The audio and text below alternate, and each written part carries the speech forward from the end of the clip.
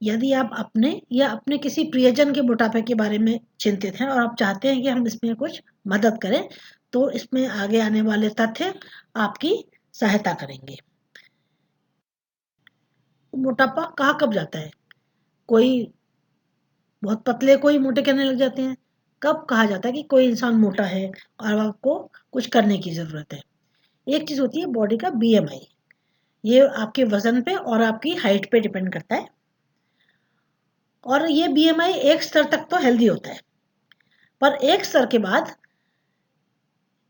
शरीर पे इसके दुष्प्रभाव पड़ने लगते हैं, तब कहते हैं कि अब मोटापा आ गया है। तो ये जो बीएमआई का स्तर है, ये यूरोपीय लोगों में तो थोड़ा ऊंचा रखा गया है, लेकिन भारतीय लोगों में ये देखा गया है कि मोटापे से होने वाले जो खतरे हैं स्वास्थ्य को, वो कम बीएमआई पे शुरू हो जाते हैं।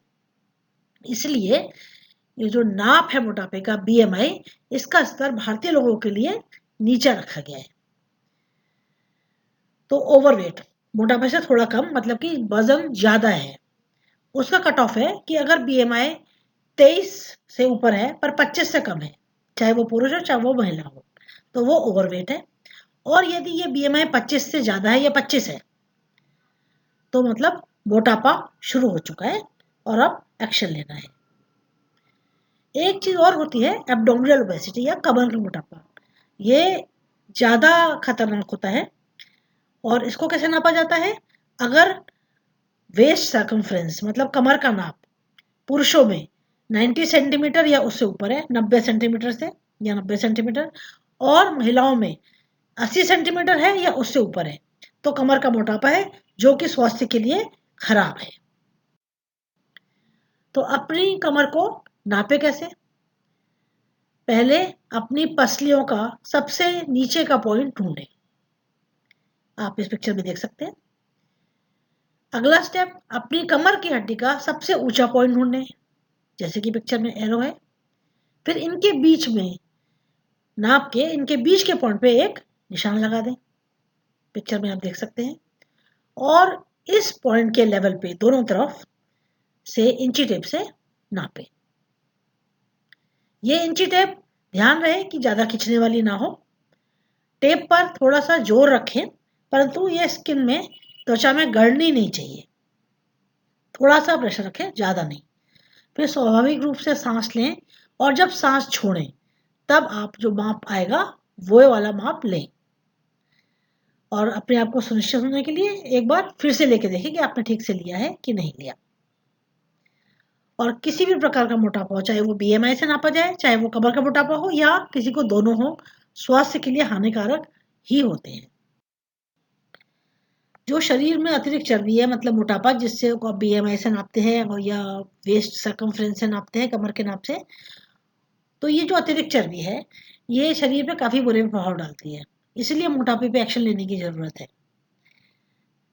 डायबिटीज होने का खतरा बढ़ जाता है, हाइपरटेंशन का खतरा बढ़ जाता है, और ये पूरी लिस्ट है।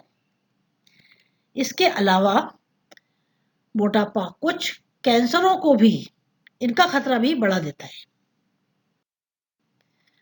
तो यदि आप मोटापा कम करने की राह शुरू करने वाले हैं, तो आगे दिखाए जाने वाले जो तथ्य हैं वो आपकी इस यात्रा में आपके लिए काफी मददगार साबित होंगे।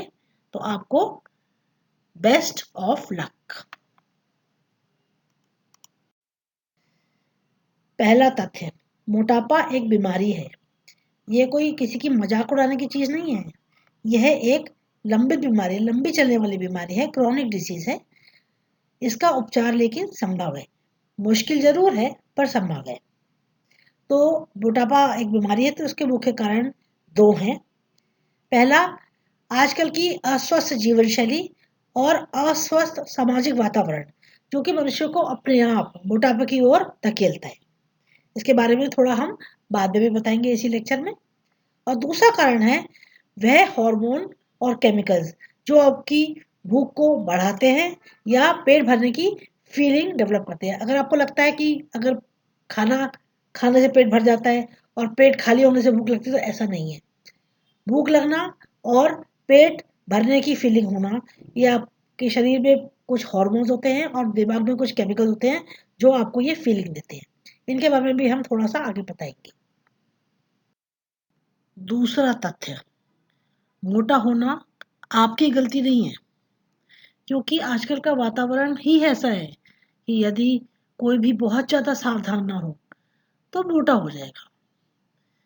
खाने पीने की जो चीज़ें आसानी से उपलब्ध हैं वो सब मोटा करने वाली हैं।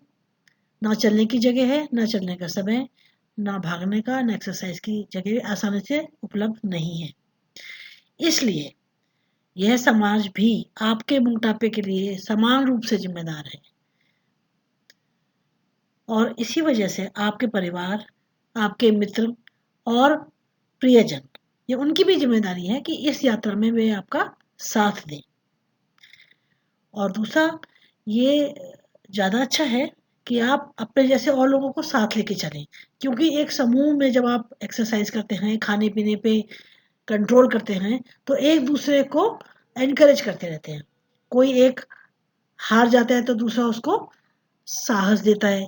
तो इस प्रकार एक दूसरे की सहायता से आप अपने काम में आगे बढ़ते रहते हैं। तो सामूहिक प्रयास हमेशा अकेले प्रयास से बेहतर होता है।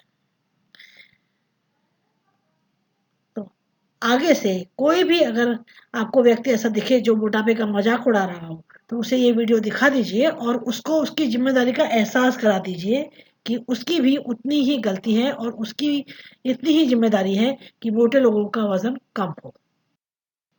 तीसरा तथ्य, आपका वजन घटेगा भी जैसे जैसे आप अपने प्रोग्राम में आगे चलेंगे, और बीच बीच में वापस बढ़ेगा भी। तो आप इससे निराश ना हो, क्योंकि यह सामान्य है, ये उम्मीद के मुताबिक है। आपको उसकी उम्मीद रखनी चाहिए कि ऐसा भी होगा, कम ज़्यादा होता रहेगा। तो इसके लिए तैयार रहें, अपना हौसला ना टूटने दें। और इसका कारण कोई इच्छा शक्ति में कमी या प्रेरणा में कमी नहीं होता है, जैसे हमने पीछे बात की, ये हॉर्मोन्स के लिए है। शरीर में ये इसलिए होता है क्योंकि शरीर में ये तंत्र स्थापित है कि वो वापस उसी वजन की ओर लेके जाता है जिससे आपने शुरू किया था। जब जब वजन घटता है तो शरीर ऐसे हार्मोन बनाता है जिससे भूख लगे, और इतनी भूख लगे कि आप कंट्रोल ना कर सके। और दूसरी, जब वजन घटता है शुरुआत में, तो शरीर अपने आप ऊर्जा संरक्षण करता है, कैलोरी कम खर्च करता है, और वही काम जिसमें हम पहले ज़्यादा कैलोरी खर्च करते थे उससे कम कैलोरी खर्च करता है, तो कैलोरी बचाता है। इस वजह से पिछले वजन के प्राप्त करने के लिए बहुत बड़ा तंत्र स्थापित है हमारे अंदर। और ये तंत्र पिछली कई शताब्दियों में बने हैं। जब अकाल पड़ा करते थे तो शरीर इसलिए था कि वो कैलोरी को बचाए। पर आजकल के ज़माने में खाद्य की कमी तो है नहीं, बल्कि बहुत अधिक कैलोरी वाला अस्वस्थ भोजन बड़े आराम से मिल जाता है, जबकि स्वस्थ भोजन मुश्किल से मिलता है। एग्जाम्पल, लेकिन अब ये याद रखें कि प्रत्येक बार जब भी आप वजन घटाएंगे, फिर से बढ़ेगा, फिर से घटाएंगे, तो हर चक्र जो है वो कुछ ना कुछ स्वास्थ्य लाभ देता ही है। तो आप फिर से शुरू करने में घबराए नहीं और करें। चौथा तथ्य, जब आप वजन कम करने की शुरुआत करते हैं तो शुरुआत में जो लक्ष्य बनाए वो बहुत आसान से छोटे छोटे लक्ष्य बनाएं, और इन लक्ष्यों को एक समय सीमा भी दें कि हमें इतने समय में ये लक्ष्य प्राप्त करना है, जिससे कि आप रोज रोज देखकर परेशान होंगे, अभी भी नहीं हुआ, अभी भी नहीं हुआ। और ये जो समय सीमा है, ये अपनी कैपेबिलिटी के अनुसार, आप अपने आप को सबसे ज़्यादा जानते हैं, अपने अनुसार तय कर सकते हैं। तो पहला लक्ष्य सीधे वजन कम करना ना हो, बल्कि उसकी जगह हो कि हम पहले स्वस्थ जीवन शैली विकसित करें। तो शायद उसको अचीव करना ज़्यादा आसान होगा, और आगे भी हमको ये जीवन शैली फायदा करेगी। तो स्वस्थ जीवन शैली का मतलब स्वस्थ भोजन का चयन, हम क्या खाएं क्या ना खाएं, थोड़ा इसके बारे में हम बाद में बताएंगे। और रोजमर्रा के जीवन में हर अपॉर्चुनिटी पे शारीरिक गतिविधि बढ़ाना, इसके बारे में भी थोड़ा सा बात करेंगे, कैसे बढ़ा सकते हैं। इस प्रकार की दिनचर्या अगर हम सीख लें पहले कुछ महीनों में, तो ये हमें वजन कम करने में तो मदद करेगी, बाद में भी वो वजन वापस ना आए इसमें भी कामगार साबित होगी। क्योंकि जो व्यायाम है किसी भी प्रकार का, चाहे वो काम पे किया गया हो या काम पे ज़्यादा समय किया गया हो या अलग से किया गया हो, भूख कम करने वाले हार्मोन को बढ़ाता है और भूख बढ़ाने वाले हार्मोन को कम करता है। और इसके अलावा एक और चीज़ होती है, आपकी मांसपेशियां, मसल्स बनती हैं, और जितनी ज़्यादा मांसपेशियाँ हों, मांसपेशियों की खास बात होती है कि ये ज़्यादा कैलोरी इस्तेमाल करती है। जब आपका वज़न थोड़ा बहुत कम होता है तो आपका शरीर कैलोरी बचाने की कोशिश करता है। लेकिन जो मांसपेशियाँ होती हैं, मसल्स, वो ज़्यादा कैलोरी ही खर्च करती है, वो नहीं मानती शरीर की बात। तो आपके जितनी ज़्यादा मांसपेशियाँ या मसल्स होंगी बॉडी में, उतनी आपका ज़्यादा कैलोरी खर्च होंगी छोटे-मोटे काम में भी। तो इसलिए व्यायाम से ये मसल्स भी बनती हैं। छोटे लक्ष्यों के और उदाहरण हैं, जैसे अगर हम इतने मोटे हैं या हम इतना कम चलते हैं कि हम गार्डन तक भी चल के नहीं जा पाते बिना साँस फूले, तो हम जाते ही नहीं हैं क्योंकि हमारी साँस फूल जाती है। तो 2 हफ्ते के भीतर हम गार्डन तक चल के जा सकें और केवल एक छोटा-सा शोल्डर व्हील घुमा के और वापस आ सकें। या आपका एक छोटा-सा लक्ष्य ये हो सकता है कि अगले 6 महीनों में हम अपनी लाइफ़स्टाइल इतनी हेल्दी करें, स्वस्थ जीवन शैली, कि हमारा जो ब्लड शुगर है, अगर जिनको ऑलरेडी डायबिटीज़ है, वो आराम से रेगुलेट हो जाए, कंट्रोल में आ जाए और 1 या 2 दवाई से कंट्रोल में रहे। ये एक उदाहरण है लक्ष्य का।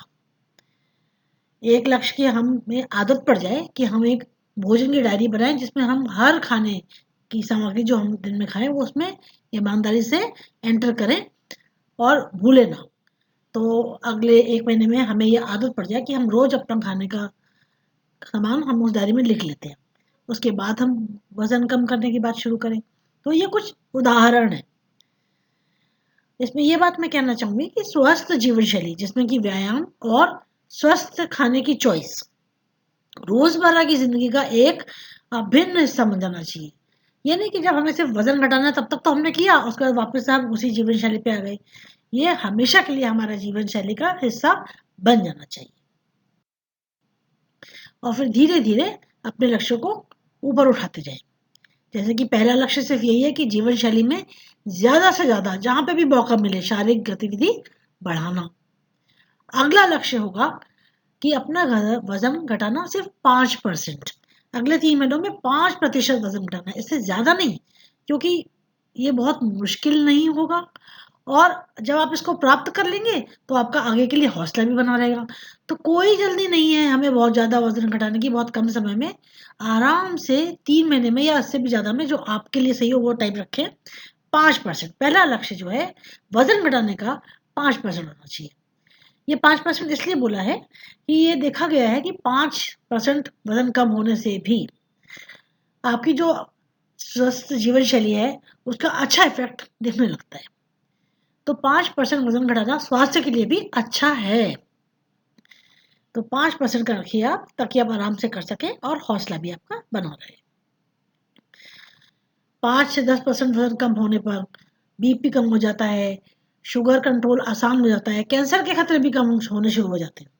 तो इसलिए 5% एक अच्छा और आसान लक्ष्य। और आखिर में जैसा कि हमने पहले बोला, यह आवश्यक है कि आप पूरी तरह से स्वस्थ जीवन शैली को अपना लें, क्योंकि यही वो चीज़ है जो लंबे समय तक काम करती है और हमेशा काम करती है। अगर ऐसा नहीं करेंगे तो वज़न फिर से बढ़ जाएगा और आपके लिए निराशाजनक हो सकता है और आप हो सकता है कि छोड़ ही दें कि अब मुझसे वज़न कम नहीं होता, मैं अब कोशिश नहीं कर रहा या कर रही।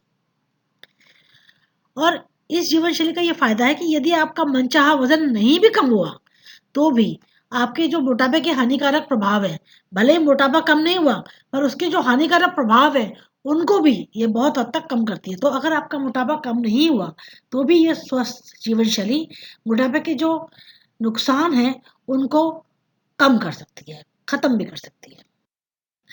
व्यायाम की जो बात हम कर रहे हैं, उसके लाभ देखिए आप। एक तो है तत्काल लाभ, जैसे आपने एक्सरसाइज करी, तो आपकी बॉडी में एक्सरसाइज करते से ही वो हार्मोन होते हैं जो भूख को दबाने वाले बढ़ते हैं और भूख बढ़ाने वाले कम होते हैं। तो थोड़ी देर के लिए एक्सरसाइज के बाद आपकी भूख कम हो जाती है। जब आप ये एक्सरसाइज काफ़ी टाइम तक करते रहते हैं, कुछ हफ्तों बाद आपके शरीर की चर्बी में कमी आनी शुरू हो जाती है और शरीर की चर्बी कम होने से इंसुलिन जो आपकी बॉडी में उसकी ताकत बढ़ती है। तो उससे क्या है कि आपकी शुगर बेटर कंट्रोल में आती है। अगर आप प्री डायबिटिक हैं तो शुगर कम हो, आप नॉन डायबिटिक के रेंज में चले जाते हैं। और इसके अलावा भूख को रोकने वाले हार्मोन फिर भी बढ़ते हैं, उसकी ताकत बढ़ती है। और कुछ महीनों तक जब आप ये व्यायाम करते रहते हैं तो चर्बी तो कम होती है, वो वाला मीडियम इफेक्ट तो आता ही है। उसके अलावा आपके शरीर में मांसपेशियां मसल्स की मात्रा बढ़ जाती है। जैसे हमने पीछे बात की, मसल्स बढ़ने से दैनिक गतिविधियों में भी जो ऊर्जा खर्च होती थी पहले, उससे ज़्यादा खर्च होती है। और बल्कि जब आप आराम से भी बैठे हैं तो भी कैलोरी ज़्यादा खर्च होती है अगर आपकी बॉडी में मसल्स ज़्यादा हैं। पांचवा तथ्य, हर महीने अपनी फोटो खींचे, क्योंकि अपनी प्रगति देखकर आपका हौसला बना रहेगा। पर हर महीने खींचे, हर रोज ना खींचे। छठा तथ्य, यदि आपका मोटापा बचपन में शुरू हो गया था या युवावस्था में ही शुरू हो गया था तो इसको घटाना बहुत मुश्किल हो सकता है। तो अगर आप ये बात शुरू से याद रखेंगे कि ये यात्रा संघर्षपूर्ण हो सकती है, तो आप प्रतिबद्ध रहें, पहले से ही मन को बनाकर रखें और मनोबल मजबूत रखें। ये याद रखना है कि जो व्यक्ति मोटा है उसकी गलती नहीं है, उसको दोष देना नहीं है, उसका मजाक उड़ाना नहीं है। और ये बात आपको भी याद रखनी है कि आपकी गलती नहीं है कि आप मोटे हैं, और आपके आसपास के लोगों को भी ये बात याद रखनी चाहिए। आखिरी लक्ष्य यही होता है कि आपकी जीवन शैली, खाने पीने की और व्यायाम की, हमेशा के लिए बन जाए। लेकिन जब आप शुरू में लक्ष्य बनाते हैं तो ज़रूरी नहीं है कि जीवन शैली के हर क्षेत्र पे आप चेंज लाना शुरू कर दें। आप एक-एक पकड़ के, चाहे आप खान-पान का व्यवहार पहले पकड़ लें या आप हर वो छोटी-छोटी अपॉर्च्युनिटी देखें दिन में जब आप अपनी गतिविधि बढ़ा सकते हैं। तो गतिविधि पे पहले ध्यान दे लें। तो आप किसी एक क्षेत्र को पकड़ के उस पे काम करें, फिर दूसरे क्षेत्र को पकड़ के बाद में काम करें। चाहे आपको कुछ महीने लग जाएँ, कुछ साल लग जाएँ, लेकिन एक स्वस्थ जीवन शैली आपकी ज़िंदगी में शामिल हो जानी चाहिए। आप धीरे-धीरे कर सकते हैं। तो जो व्यक्ति है वो अपने हिसाब से एक क्षेत्र को एक समय में चुन सकता है, जो उसकी सुविधा हो उसके हिसाब से। और फिर धीरे-धीरे अन्य क्षेत्रों को कवर करें और सलाह लेते हुए आप अपने आस-पास के लोगों से, अपने खुद से और अपना समय लेते हुए। 8वां तथ्य जो हम हमेशा से बोलते आ रहे हैं कि सर्वश्रेष्ठ उपाय तो एक ही है और वो है एक स्वस्थ जीवन शैली। लेकिन कुछ लोगों को ये बहुत मुश्किल लगता है, तो वो निराश हो सकते हैं।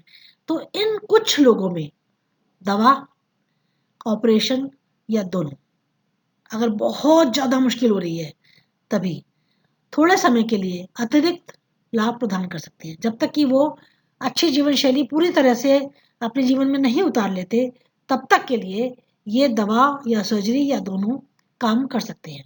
लेकिन याद रखें कि केवल बहुत कठिन मामलों में इसका यूज़ का सोचें। हर दवा का और हर सर्जरी के साइड इफ़ेक्ट्स तो होते ही हैं। और किसको क्या दवा लग जाए और क्या ना लगे, सर्जरी का किसी पे ज़्यादा इफ़ेक्ट आता है, किसी पे कम इफ़ेक्ट आता है, तो ये सबके लिए अलग-अलग, सबका इफ़ेक्ट अलग है। किसी को बिल्कुल फ़ायदा नहीं हो सकता, किसी को बहुत हो सकता है, किसी को बीच में हो सकता है, और किसी को क्या बीमारी है, ये सब ध्यान में रख के ये एक डॉक्टर ही डिसाइड करे कि दवा देनी है, सर्जरी करानी है या दोनों, कौन-सी दवा और कौन-सी सर्जरी, ये एक डॉक्टर ही डिसाइड करेगा। उचित दवा या सर्जरी एक जो व्यक्ति है उसको अनुकूल बनाना आवश्यक है कि हम क्या स्टार्ट करें, और हमें क्या ध्यान में रखना है डॉक्टर को कि उसकी क्या मेडिकल हिस्ट्री है और दवाई के क्या साइड इफेक्ट हो सकते हैं, ये सब ध्यान रख के एक डॉक्टर डिसाइड करेगा। जैसा कि पहले कहा कि किसी भी इलाज का, दवा या सर्जरी का इफेक्ट और उसके साइड इफेक्ट्स हर व्यक्ति में अलग हो सकता है। और सबसे बड़ी बात, गर्भवती स्त्रियां, बच्चे और जो माँ स्तनपान करा रही हैं उनके लिए ये दवा और सर्जरी नहीं है। दूसरा, दवाएं वजन कम करने में मदद तो कर सकती हैं, लेकिन जैसे जैसे समय बीतता है तो ये वजन कम होने का जो रेट है वो कम होता जाता है, और समय के साथ जब काफ़ी समय हो जाता है तो वजन वापस से बढ़ सकता है, या फिर जब दवा बंद की जाए तो वापस से बढ़ सकता है। सर्जरी के कुछ समय बाद भी वजन बढ़ना शुरू हो सकता है। तो इसलिए जब इन दवाओं के असर से या सर्जरी के असर से जब 10% वजन कम हो जाए, 10% कम होते ही आपको ये आवश्यक है कि आप परमानेंटली एक इतना व्यायाम का रूटीन विकसित कर लें कि आपका जो ये वजन कम हुआ है ये मेंटेन रहे। तो दवाई का असर थोड़ा बेटर होगा, और आगे के लिए मेंटेनेंस के लिए भी, कम वजन मेंटेन करने के लिए भी ये बहुत ज़रूरी है कि आपका जीवन ही ऐसा बन जाए कि आप काफ़ी एक्सरसाइज करें रोज़मर्रा में। केवल दवाएं और केवल सर्जरी अपने आप में स्थायी रूप से वजन कम नहीं रख सकते। वजन वापस ज्यादातर लोगों में आ ही जाता है। इसीलिए पर्याप्त व्यायाम वाली स्वस्थ जीवन शैली स्थापित करना बहुत जरूरी है।